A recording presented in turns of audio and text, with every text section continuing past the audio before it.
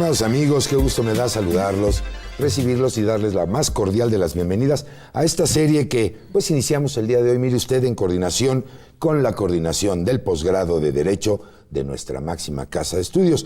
Y hoy con una serie por demás importante, bonita, interesante, que lleva por título Las políticas públicas en materia de salud, matices y horizontes. Y el día de hoy, pues precisamente vamos a estar platicando sobre un tema que lleva también por título Derecho humano a la protección de la salud. Así es que, pues algo que a todos nos importa, nos interesa, nos involucra y bueno, pues resulta muy importante para todos nosotros.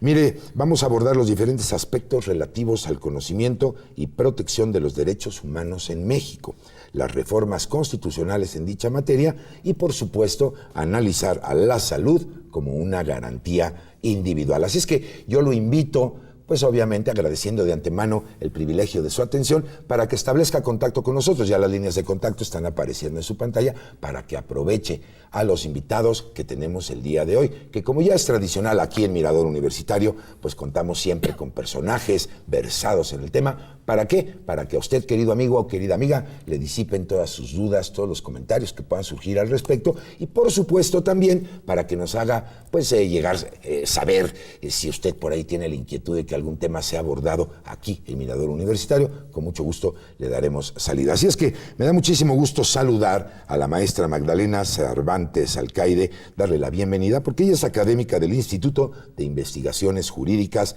de nuestra Casa de Estudios. Magdalena, muchísimas gracias por acompañarnos. Al contrario, Carlos, un gusto estar en tu programa y en TV UNAM. Perfectamente, bienvenida. Y por otro lado, también a un gran amigo, saludarlo, darle la bienvenida, Guillermo Enrique Estrada Adán. Él es secretario académico de la Coordinación de Humanidades, también de la UNAM, por supuesto, profesor. Muchísimas gracias, Guillermo, por tomarte el tiempo y estar con nosotros. Muchísimas gracias por la invitación, Carlos. Por supuesto, bienvenidos y por supuesto, bienvenidos a usted. Quédese con nosotros porque vamos a estar platicando de temas muy importantes al respecto del derecho humano a la protección de la salud. Y si usted me lo permite, vamos a ver un material que ha preparado la producción para compartir con todos ustedes, que precisamente versa sobre este tema, para darle introducción al mismo y regresamos aquí rapidito a Mirador Universitario. No se vayan.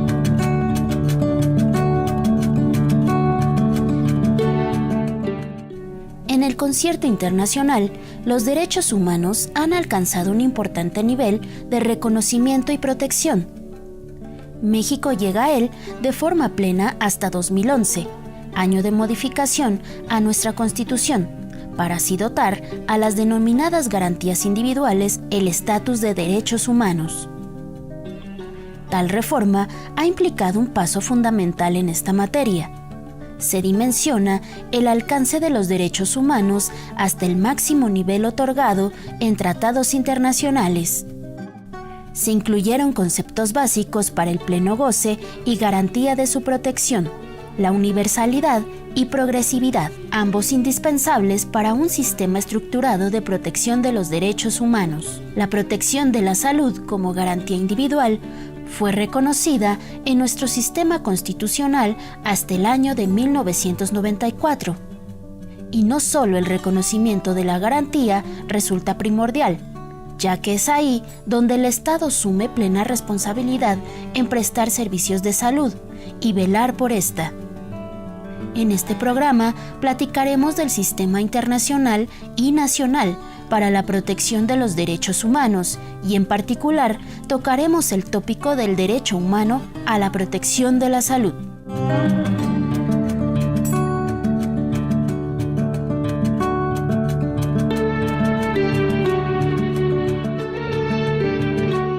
Bueno, pues ya estamos de regreso aquí en Mirador Universitario. Si usted nos acaba de sintonizar, estamos platicando sobre el derecho humano a la protección de la salud. Y bueno, yo quisiera empezar, tengo dos elementos que me parecen importantes compartir con nuestra audiencia. El primero de ellos es que se habla de garantía individual o de derecho humano, ¿no? Entonces, ver a cuál de los dos rubros pertenece, cómo está considerada la salud. Y por otro lado, también he encontrado fuentes que hablan de la década de los 90, de la década de los 80, cuando esto se establece a nivel constitucional en nuestro país. ¿Qué me platican al respecto? Magdalena, adelante. A ver, en relación al tema de si es una garantía, es un derecho humano, hasta el 2011 yo digo de los derechos, pero lo que estaba reconocido constitucionalmente eran garantías individuales. Correcto. En 2011 hay una reforma constitucional en materia de derechos humanos que establece clarísimo que lo que se reconoce en la Constitución son derechos humanos de todas las personas, ¿no? El cambio es diametral porque, reconoce que son derechos inherentes a las personas y también que son derechos que suponen obligaciones para el Estado, en este caso para el Estado mexicano, ¿no? No es lo mismo decir que el derecho a la salud, como es el tema del programa, es una garantía, ¿no? Que queda como en un ámbito de discrecionalidad si se garantiza o no, es un derecho que supone una obligación del Estado de garantizarlo y del cual son titulares todos los individuos. No sé, Guillermo, si tú compartas esta idea de entendimiento de la garantía, o sea, del cambio de garantía a derecho. A derecho, sí, por supuesto, hay un cambio en la concepción de generarle obligaciones al Estado. Okay. Y no es lo mismo la noción de garantía, que además estuvo mucho tiempo vinculado. Cuando digo mucho tiempo estoy pensando en toda la vigencia de la Constitución del 17, incluso anterior de la Constitución del 57, que ya se hablaba de garantía, pero la noción de garantía individual es de la Constitución del 17. Y estaba muy vinculada a un discurso jurídico, a un discurso del foro, es decir, de proceso, de juicio de amparo. Ahora no, ahora la noción de derecho humano desencadena una serie de obligaciones para el Estado mexicano, pero además la propia concepción de derecho de las personas físicas, que pasa por supuesto, el Poder Judicial, pero mucho más allá, por el Poder Ejecutivo, por el Poder Legislativo, por políticas públicas, por órganos constitucionales autónomos, y es una suerte de paraguas que por supuesto protege a todos los derechos, evidentemente el derecho a la salud. Claro. Entonces no es lo mismo hablar de garantía.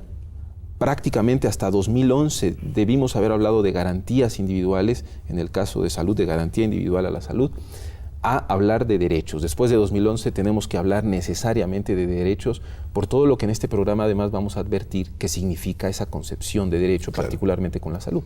Ahora, aquí surge otro término importante, que es protección a la salud. Okay. Por un lado hablamos del derecho a la salud, a la protección de la salud, que por supuesto es una actividad inherente al Estado.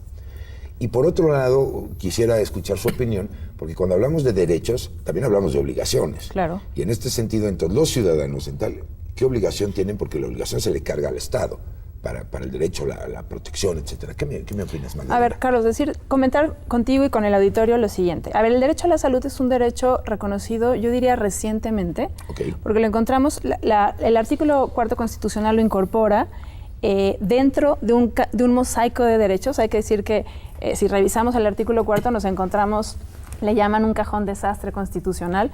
Por ejemplo, el reconocimiento de la igualdad de sexos, el reconocimiento de la alimentación, a la vivienda, al agua y al derecho a la protección de la salud. Entonces es un artículo como en el cual hay un reconocimiento de una heterogeneidad de derechos, ¿no? Sí. Me encantó lo que me decías antes de entrar al aire, es un collage. Sí, es un collage, es raro, es un artículo raro, pero bueno, uno de los derechos que está reconocido es el derecho a la protección de la salud, y esto ocurre en 1994. Correcto. Perdón, 1983.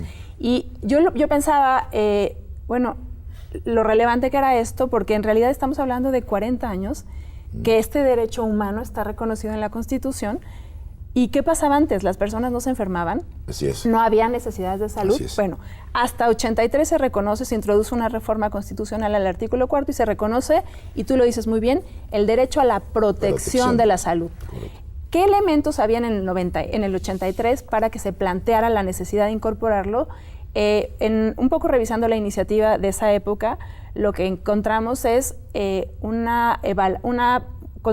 consideraba que no estaba además de que había un problema de acceso a la salud, es decir, no habría una ¿cómo lo llaman? Sí, un sistema, digamos. Sí, exacto. Es decir, que no había la capacidad del Estado para garantizar el derecho a la salud, no era universal, digamos. Okay. No había tampoco una organización estatal de quién se encargaba de qué, ¿no? Y había, por ejemplo, una insuficiencia importante que era, por ejemplo, el acceso a medicamentos básicos, ¿no? Claro. Es que se plantea la necesidad de incorporar este derecho, y es muy curioso, la verdad es que llama la atención que se haya reconocido el derecho a la protección de la salud. Cuando intentamos buscar a qué obedece, lo que encontramos es que el Estado asume, o más bien se reconoce, que el Estado no puede garantizar el derecho a la salud, porque el derecho a la salud es un derecho en el que intervienen múltiples factores como la genética, los hábitos de una persona. Sí, la actividad individual. Incluso, exacto. ¿No? Y garantizar la salud es como, en la iniciativa de la reforma se decía que era utópico, era algo que rebasaba las posibilidades del Estado. En lugar de reconocer entonces el derecho a la salud, se plantea el reconocimiento a la protección de la salud en la idea de garantizar el acceso a servicios de salud que significaran que las personas cuenten con el mayor nivel de salud posible. Sí, de una garantía de este cuidado de la salud. Y bueno, seguramente ustedes, al igual que un servidor, tenemos esa inquietud de entender esto. Y fíjense que hicimos un sondeo. Y precisamente lo que salimos a preguntarle a las personas que amablemente nos respondieron fue si conocen los alcances del derecho, pero de protección a la salud, que es precisamente un poco el preámbulo de lo que tú nos estás platicando. Si les parece bien, vamos a ver qué nos dijeron y regresamos a seguir platicando sobre este apasionante tema de del derecho humano a la protección de la salud. Aquí, en Mirador Universitario, no se vaya.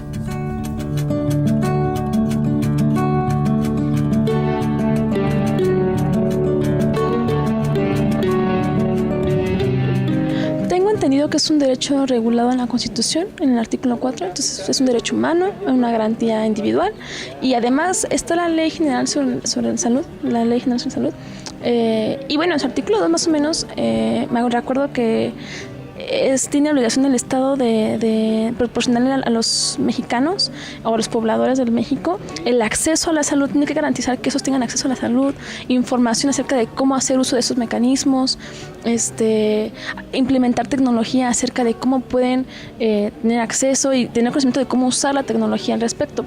Más o menos es lo que sé respecto del alcance de lo que implica el derecho a la salud.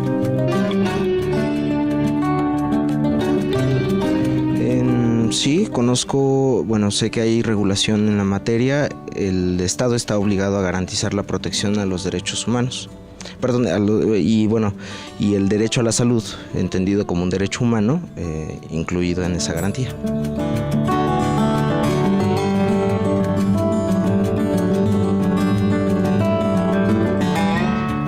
Bueno, pues ya estamos de regreso aquí en Mirador Universitario. Yo creo que uno de los temas que se nos quedaron ahorita para desahogar, además de lo que ya nos comentó Magdalena, Guillermo, es ver ahora la parte de deberes o de obligaciones que estábamos comentando, ¿no? Este es un tema que nos interesa a todos. Sí, ¿no? sin duda. Y por supuesto a la gente que nos escuche también. Déjame plantearlo de la siguiente manera. La noción de derechos humanos, efectivamente, desde el punto de vista histórico, jurídico, pero también desde el punto de otras disciplinas, automáticamente le genera obligaciones al Estado. Es decir, se traba una relación en donde el beneficiario es la persona y del otro lado el sujeto obligado es el Estado.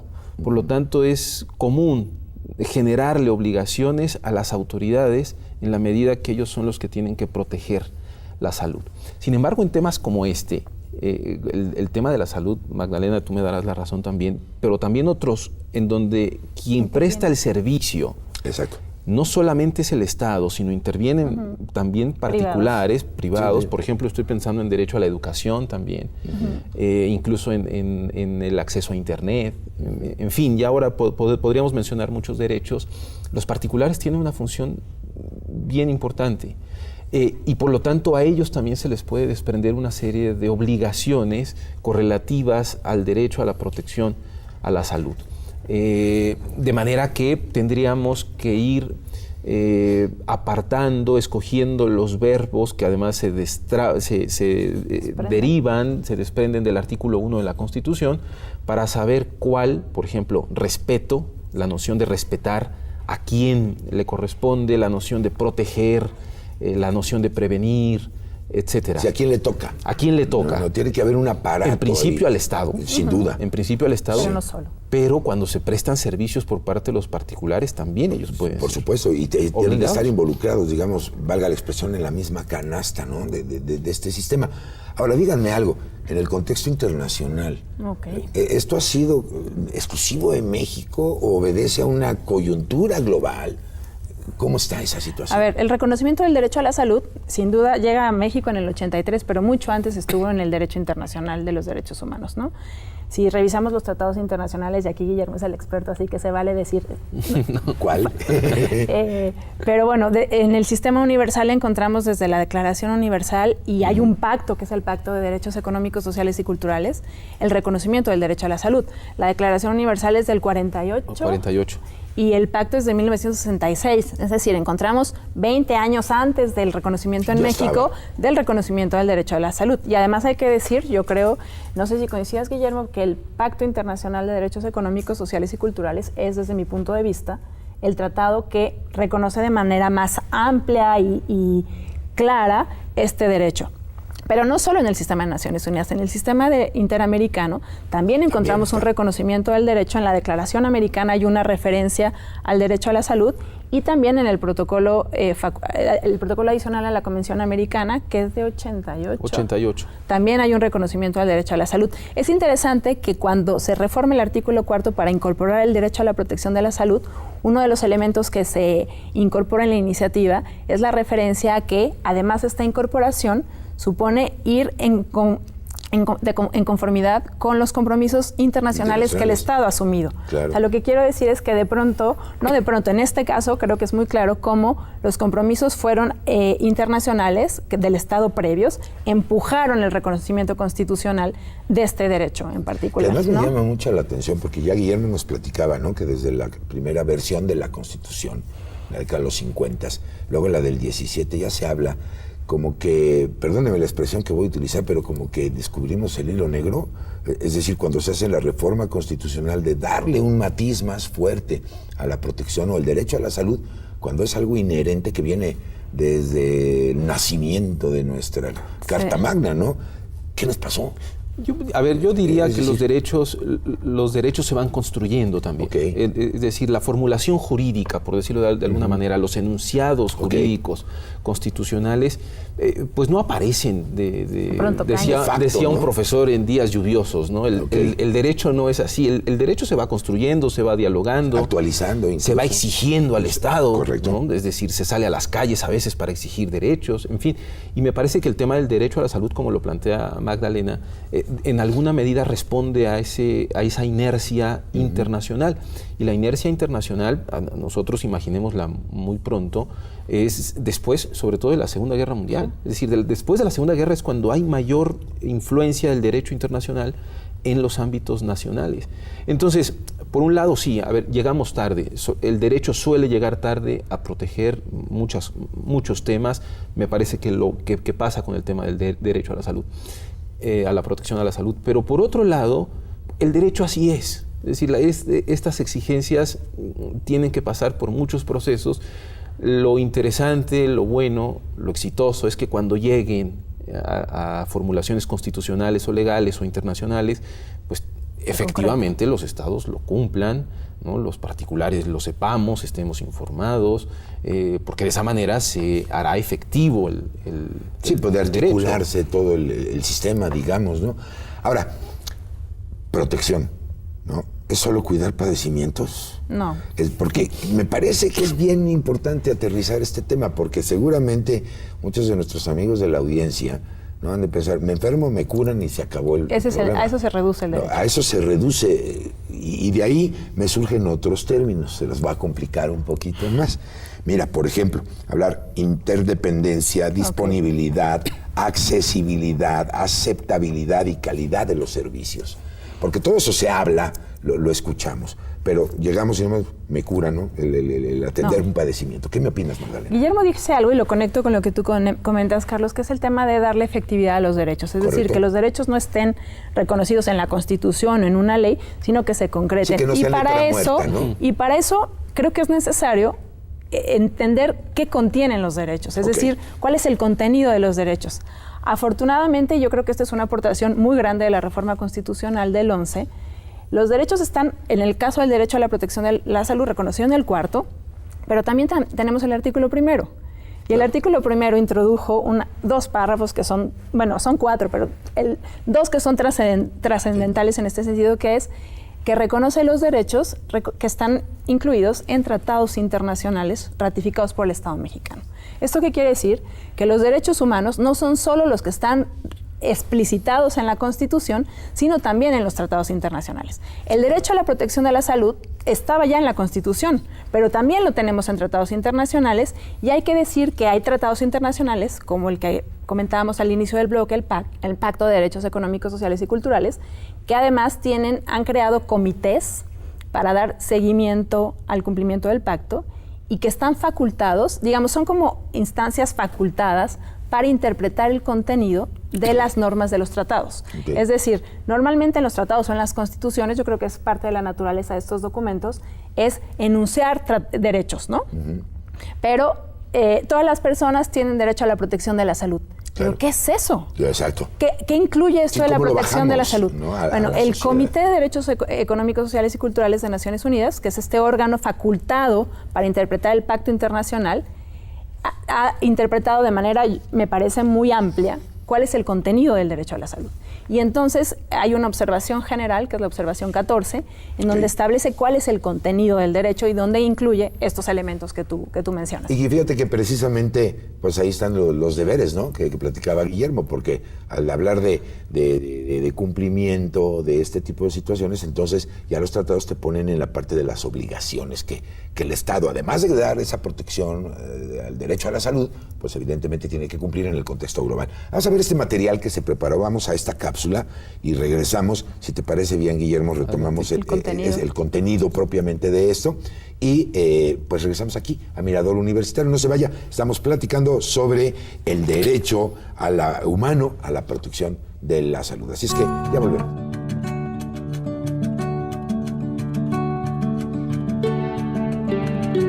En el marco del derecho internacional de los derechos humanos, el derecho a la salud alcanza una dimensión muy por encima del concepto de cura de enfermedades y la condición de un estado libre de padecimientos físicos.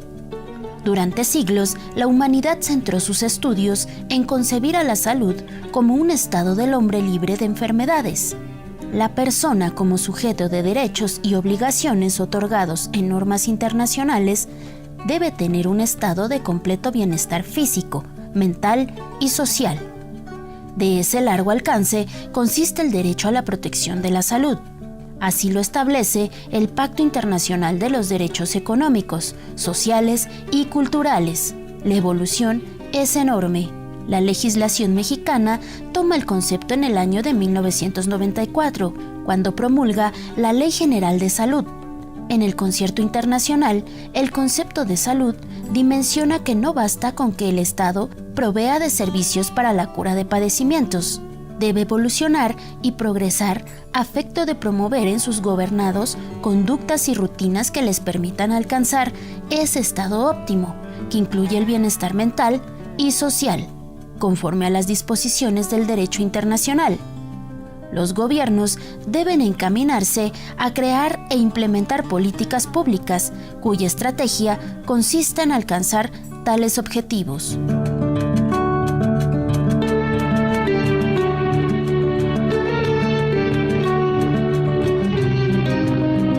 Ya estamos de regreso aquí en Mirador Universitario. Muchas gracias por continuar con nosotros.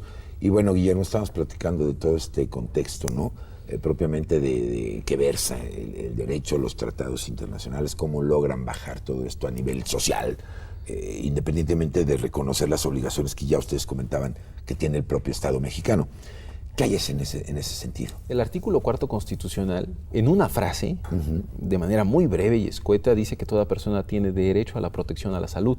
Y luego habla de que la ley regulará los accesos a la salud, etcétera. Por lo tanto, el gran tema en los derechos es dotar de contenido, como decía Magdalena, a esta frase. Okay. Para eso, necesariamente tenemos que mirar al derecho internacional. Al derecho internacional conformado no solamente por los tratados internacionales, sino por todo el conjunto de disposiciones, de resoluciones que las instancias internacionales, que además México ha aceptado, ayudan justamente a dotar de contenido al derecho. Y ahí sería muy interesante mirar, por ejemplo, qué dice el Pacto Internacional de Derechos Económicos, Sociales y Culturales, qué dice el Protocolo de San Salvador, al cual Magdalena aludió también como un protocolo adicional a la Convención Americana, porque ellos sí desarrollan muchísimo más la noción de protección a la salud. Okay.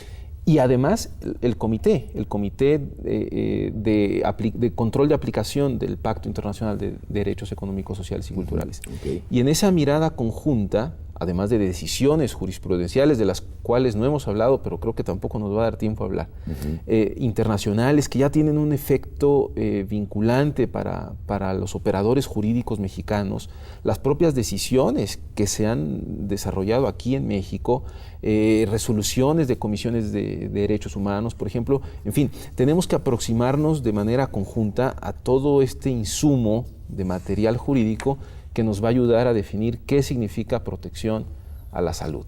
Y entonces vamos a encontrar que hay una serie de acciones muy concretas que pueden ser respetar, garantizar, prevenir, proteger. Pues, ¿qué te parece? Porque ya es tiempo de hacer una pausa. Retomamos todo eso de la parte de la jurisprudencia, sobre todo para dejar más claro esto, pero tengo obsequios para todos ustedes. Ya las vías de comunicación están apareciendo en su pantalla. Yo los invito para que se comuniquen con nosotros, porque precisamente hay un texto de tu autoría que versa o lleva por título El Derecho Internacional de los Derechos Humanos.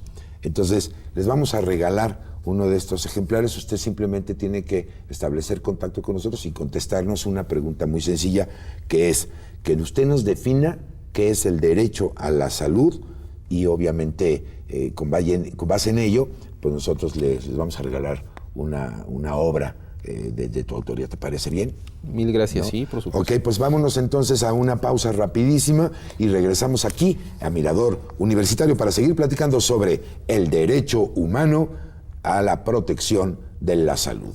Así es que soy Carlos Esquivel Acroa, no se vaya, ya volvemos rapidito aquí a Mirador Universitario.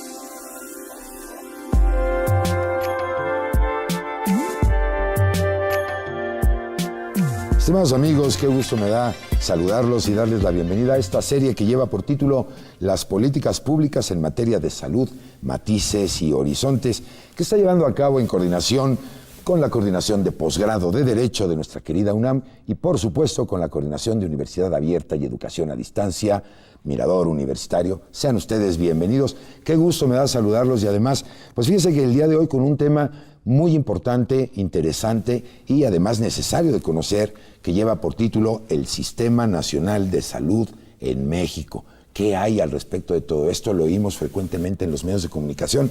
Bueno, pues el día de hoy precisamente estaremos platicando sobre esto. Y bueno, mire, vamos a abordar diferentes aspectos relativos a la configuración y estructura del Sistema Nacional de Salud, la figura que hoy en día permite contar con una coordinación estatal para la protección de la salud.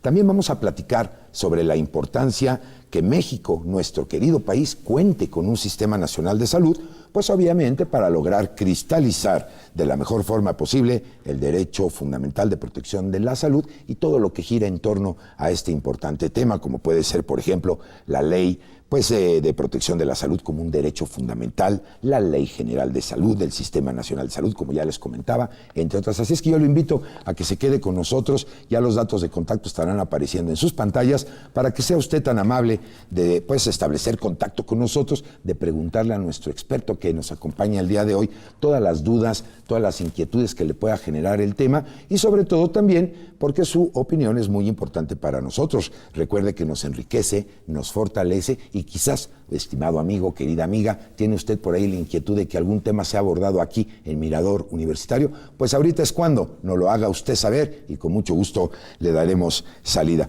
Como ya es tradicional, mire usted, aquí en Mirador Universitario, pues contamos siempre con expertos versados en el tema para que en la compañía de todos ustedes, pues les den información sustentada de primera mano. Y para mí es un privilegio darle la bienvenida y saludar al doctor Gustavo Olaiz. Él es el jefe de la Unidad de Proyectos Especiales de Investigación Sociomédica de la Facultad de Medicina de nuestra querida UNAM. Gustavo, un privilegio que nos acompañes. Muchas gracias por tomarte el espacio de estar con nosotros. Carlos, gracias por la invitación. Al contrario, bienvenido. Va a estar muy rico el programa. Yo lo invito para que aproveche la sapiencia de nuestro invitado que nos acompaña el día de hoy. Y bueno, si te parece bien, Gustavo, y si ustedes me lo permiten, vamos a ver un material que se ha preparado que lleva precisamente pues el título de la protección de la salud. Vamos para allá y aterrizamos aquí rapidito en foro para ya empezar de lleno en el tema que nos convoca el día de hoy, Sistema Nacional de Salud en México. Vamos para allá, regresamos. ¿Dónde más? Aquí, Mirador Universitario. No se vayan.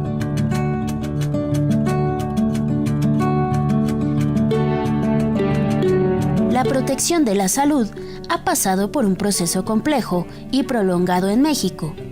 A partir de nuestra independencia, se dio una evolución para pasar de un sistema de caridad y asistencialista a uno de afiliación y garantista, hasta culminar con el reconocimiento de la protección de la salud como un derecho humano.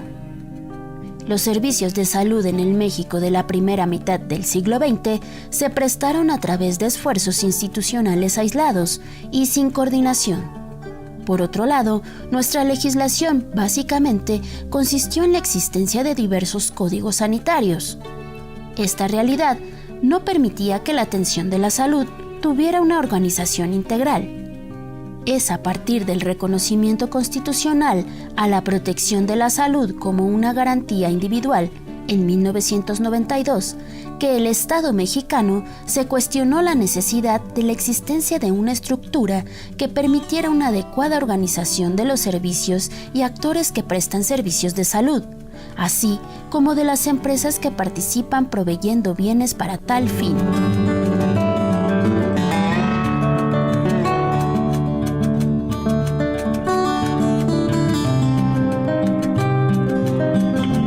Bueno, pues ya estamos de regreso aquí en Mirador Universitario.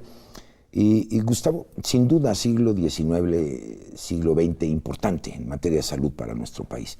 ¿Cuál sería tu visión en términos de platicar de instituciones de salud, la evolución que han tenido estas instituciones, siglo XIX y por supuesto siglo XX? Con gusto.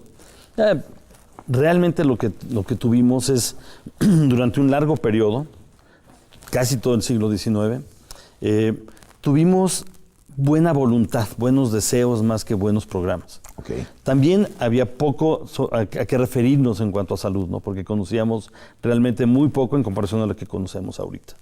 Nosotros en México se crea en 1841 el Consejo Superior de Salubridad, que es durante un buen trecho de nuestra historia el que coordina lo que estaba haciendo. Curiosamente es mucho más salubridad que asistencia porque estamos acostumbrados a tener en ese tiempo grandes epidemias que diezmaban a la población. Claro. Y la otra parte que teníamos muchísimo eran guerras. Entonces teníamos muy buenos cirujanos, expertos en amputaciones sobre todo, y teníamos además gente que se dedicaba a ver básicamente lo que era la salubridad. Eso quiere decir la parte higiénica. Desafortunadamente eso no coincidía con lo que pasaban con los hospitales y hospicios, claro, que teníamos muchísimos, pero aquellos generaban más problemas de salud que los que resolvían. Sin duda. Ahora, la parte epidemiológica empieza a jugar un papel muy importante. Ciertamente. ¿No? Y esto significa entonces que tenemos que ver o tener una visión de asistencia de salud, obviamente a la población, porque ya nos comentas dos grandes eventos, ¿no? La parte guerra bélica, la parte de problemas directamente en salud. ¿Cuál es tu opinión al respecto para que nos ayudes a entender, y a los amigos de la audiencia, qué es un sistema asistencialista de salud? Es decir, ¿cómo funcionaron las instituciones de caridad, si es que así les podemos llamar? Y obviamente como una alternativa básica, ¿no?, en la atención de salud. Claro, en ese tiempo, además en el siglo XIX, realmente teníamos pocas instituciones de buen tamaño, claro, o de... Con la capacidad, ¿no? Exactamente, de la capacidad para atender a la población. Entonces, lo que más hacíamos era aislar a los enfermos, que es una parte que sea la parte de epidemiología. Cuando empezamos a aprender que había diferentes organismos que pueden causar la enfermedad. Claro. Al moverlos a un lado, cuando tuvimos las grandes epidemias como la peste, etcétera, entonces había que tener sistemas de reclusión más que sistemas de salud. Okay. Eso trabajábamos sobre todo en ese tiempo. En ese momento lo que teníamos era entonces hospicios y áreas de caridad donde se trataba pues con la mejor voluntad, pero sin el instrumental, sin el armamento que tenemos. Que hay ha venido infraestructura evolucionando. limitada, ¿no? Claro, En dado caso. por supuesto. Entonces, no eran lugares higiénicos, no eran lugares seguros, eran lugares donde la gente pues, acudía y ocasionalmente se salvaba, ¿no? Tenemos problemas muy serios en este campo. Es hasta que el doctor Lisiaga en su momento empieza a mover para crear lo que fue nuestro primer gran hospital, que es el Hospital General de México, que se funda en 1905. Es cuando entonces ya tenemos que se empieza primero a distribuir por tipo de enfermedad, por tipo de patología, por tipo de región, y empezamos a especializar a los médicos poco a poco. Entonces, realmente en México la parte asistencial nace en un largo proceso que desemboca en cuando el Consejo crea estos primeros hospitales, que son hospitales ya públicos y que tienen una función muy específica para atención de la salud. Sí, hablamos de la primera mitad del siglo XX cuando crea o nace esta institución. Y yo diría varios elementos para conocer tu opinión. Ha sido pieza clave su atención y protección por un lado. Y por otro lado han dejado huella e impacto en la sociedad mexicana pues por las actividades que realizan. Claro. ¿No? ¿Qué opinión te merece el nacimiento de esta institución? Y no solamente como institución, sino ese cambio de visión de ya no tener un sistema reclusivo, sino ahora ya de atención directa y por supuesto con una especialidad o capacitación médica ya de acuerdo a cada problema, ¿no? Un poco lo que hicimos en ese momento fue copiar un esquema como el austriaco, que tenía hospitales que hasta tenían 2,000 camas, o sea, eran hospitales monumentales, en donde los médicos empezaron a aprender más de sus pacientes que los pacientes a recibir atención de sus médicos. En México el Hospital General cumple esa función, sigue cumpliendo esa función además. Sí, claro. El Hospital General es nuestra gran escuela en medicina. Entonces, hay muchas cosas que pasan ahí que en los diferentes pabellones nos van diciendo qué ocurre. Claro. Esa parte asistencial, más todavía ubicada hacia la salubridad, crece durante mucho tiempo, hasta 1943, en donde realmente lo que tenemos es un cambio paradigmático enorme, la primera gran reforma de salud que tiene este país, cuando nacen 3 instituciones que son básicas. Nace el Seguro Social, nace la Secretaría de Salubridad y Asistencia y nace el Hospital Infantil de México. Esos 3 instituciones cambian completamente cómo vemos la salud y hacia dónde va la salud. También eso causa problemas que permanecen hasta hoy en día, en donde tenemos segmentada la salud para la población trabajadora y para la población no trabajadora. Entonces, los que tienen derecho a un tipo de servicios y los que no tienen ese derecho. Eso nace en ese momento, pero ciertamente la Secretaría estaba más enfocada hacia la salubridad, que son temas que han ido saliendo poco a poco de la misma Secretaría.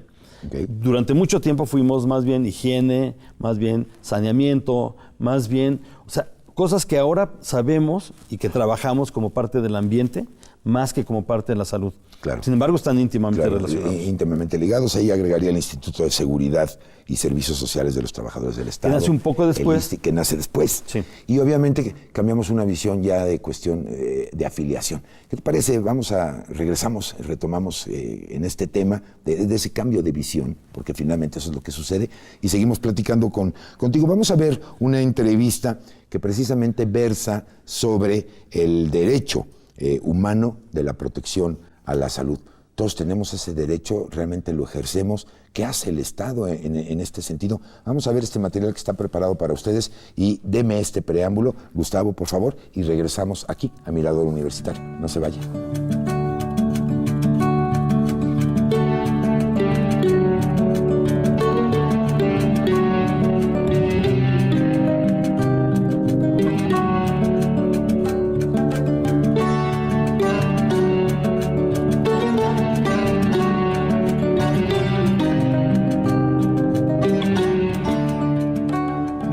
es importante, creo, hacer una distinción porque una persona que se encuentra enferma requiere una atención adecuada y tener medicamentos y muchas veces un sistema de hospitales adecuados. Pero como el sistema de salud debe, como todo derecho humano, debe estar relacionado con otro tipo de derechos. Por ejemplo, no solamente el derecho al paciente, sino el derecho a los familiares del paciente de tratarlos con dignidad. Muchas veces en hospitales no tenemos una atención adecuada, muchas veces no tenemos una atención digna, no solamente para el paciente, sino para sus familiares. Se requiere una infraestructura mayor, que los médicos cumplan con el juramento, porque uno de los problemas que han hecho al principio es que el derecho a la salud se ve mermado por la falta de atención eficaz y de protección. Un punto importante es que la Comisión Nacional de Derechos Humanos siempre ha tenido a la Procuraduría General de la República como una persona, un ente donde más se quejan por violación de derechos humanos.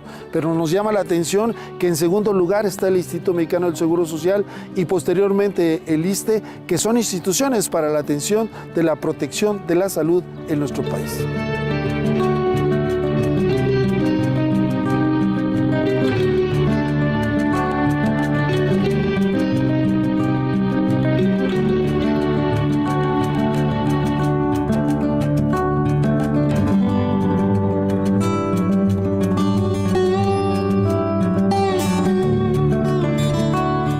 Que es una pregunta muy interesante, sobre todo porque creo que en el derecho de protección a la salud es uno de los derechos donde menos funciona el derecho a la progresividad.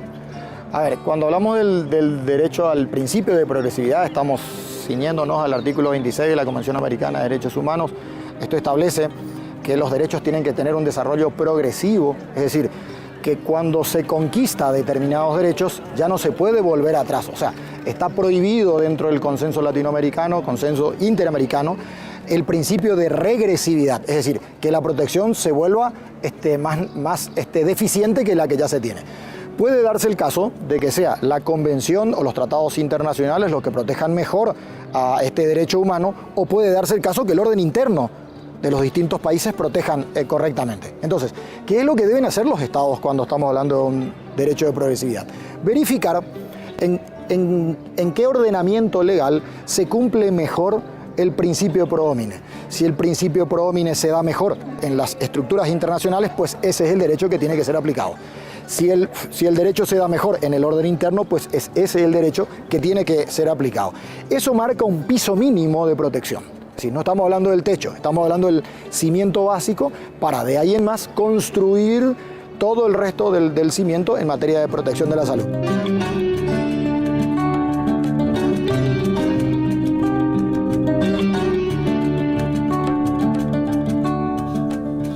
Ya estamos de regreso aquí en Mirador Universitario. Muchas gracias al doctor Alfonso Martínez Lascano por sus comentarios y por supuesto también a Pablo Villalba Bernier por el material que acabamos de ver. Y si usted, querido amigo, querida amiga, nos acaba de sintonizar, fíjese, estamos platicando sobre el Sistema Nacional de Salud en México, en esta maravillosa serie que lleva por título Las políticas públicas en materia de salud, matices y horizontes.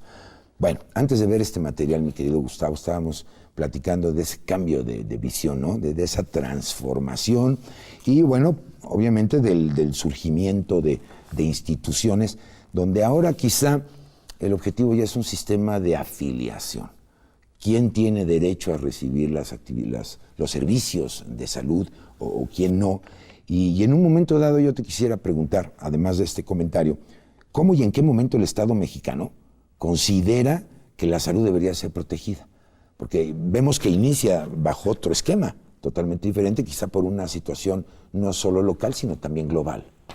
Bueno, nuestro gran antecedente es la Constitución. Sí, 1917 nos dice, en el cuarto constitucional nos dice, aunque no está tan bien matizado como ahora lo tenemos, pero nos habla ya de la salud, nos habla del derecho que tenemos a tener la salud, y ese es el punto donde nacen nuestras instituciones. Okay. hay ahí un punto bien importante, porque esta primera cambio paradigmático de la salud nos dice, ahora sí ya tenemos dos instituciones, el Seguro Social, la Secretaría de Salud y después el ISSSTE, y después nacen otras más. Pero lo que está ocurriendo es, ya tenemos entonces una serie de elementos que favorecen principalmente a los trabajadores asalariados. ¿Por qué era importante en ese momento hacerlo? Bueno, sí, está muy claro, ¿no? Porque la aportación de los primeros trabajadores, entre los 40 y los 50, era bien importante porque, aunque ya se tenía toda la idea de las pensiones, y que era una parte que, aunque no es necesariamente una estrictamente salud, pero era una parte que tenía el Seguro Social, o que tiene el Seguro Social, en esos primeros años, toda aportación sirvió para crear infraestructura. Entonces, el Seguro Social crece mucho más rápido que la Secretaría de Salud en la parte asistencial. Y durante 40 años eso vivimos, donde había un desfase muy importante entre el tipo de servicio que podía recibir una persona que tenía un empleo asalariado, y aquellos que no lo tenían.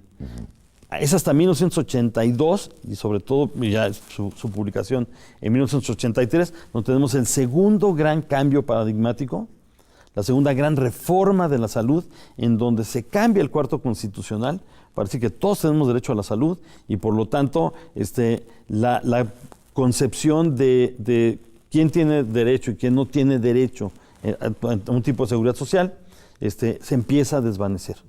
Es interesante porque en el cuarto constitucional se dice que hay derecho a un ambiente sano, ¿no? Aunque a lo mejor no queda específicamente decir salud, pero bueno, hay una relación estrecha en ese sentido.